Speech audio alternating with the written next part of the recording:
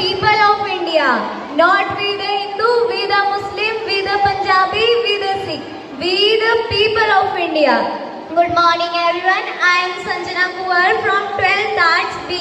Today standing here, I don't see a nation shaped by history. Ladies and gentlemen, I see a nation shaped by vision. A vision that Baba Saheb Ambedkar gave to all of us. Imagine something. Imagine a child standing outside the classroom, not because he didn't want to study, but because the society decided he didn't deserve. Now imagine same child growing up and drafting the constitution of world's largest democracy. और वो व्यक्ति कोई और नहीं, 9 भाषाओं के ज्ञाता, 25 डिग्रियों के राजा और विदेश जाकर अर्थशास्त्र में पीएचडी करने वाले पहले व्यक्ति, वह विश्व के सबसे बड़े लिखित संविधान के शिल्पकार बाबा साहेब अम्बेडकर थे. Today we proudly say that he gave us constitution, he gave us fundamental rights, he gave us democracy. But to be remembered, he fought against the system that denied him dignity, denied him water, denied him education.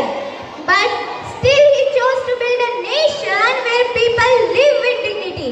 उन्होंने केवल संविधान नहीं लिखा, उन्होंने एक ऐसे राष्ट्र की परिकल्पना की जहाँ समानता केवल शब्द नहीं वास्तविकता हो.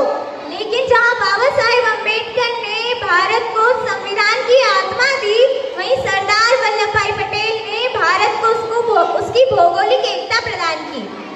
इटली को 9 प्रांतों को साथ लाने में 23 साल लगे, 40 प्रांतों को साथ लाने में जर्मन के 9 साल गिर गए. और हम कितने प्रांत थे? 562. और सरदार वल्लभ भाई पटेल को इन सबको मिलाकर एक हिंदुस्तान बनाने में कितना समय लगा? 18 महीने, 18 months, and he made this happen. इसीलिए उन्हें लौह पुरुष कहा जाता है. The Iron Man of India is because इतने टुकड़ों को जोड़कर लोहा बनाया है. लेकिन जब भारत एकता के सूत्र में बंधा, तो एक प्रश्न उठा कि आखिर भारत है क्या? क्या भारत सिर्फ भूमि का टुकड़ा है? नहीं. अटल बिहारी वाजपेयी जी ने कहा था कि भारत सिर्फ भूमि का टुकड़ा नहीं, भारत एक जीता जागता राष्ट्र पुरुष है. ये वंदन की धरती है, अभिनंदन की धरती है, ये कर्पण की धरती है, ये तर्पण की धरती है. यहाँ की नदी नदी हमारे लिए गंगा और यहाँ का कंकड़ कंकड़ हमारे लिए शिव है. भारत सिर्फ जमीन का टुकड़ा नहीं, सदियों का अभिमान है, जो विश्व से बढ़कर आज डिजिटल हिंदुस्तान है, जिसने विश्व के दबाव को चीरकर पोखरण की ज्वाला चलाई.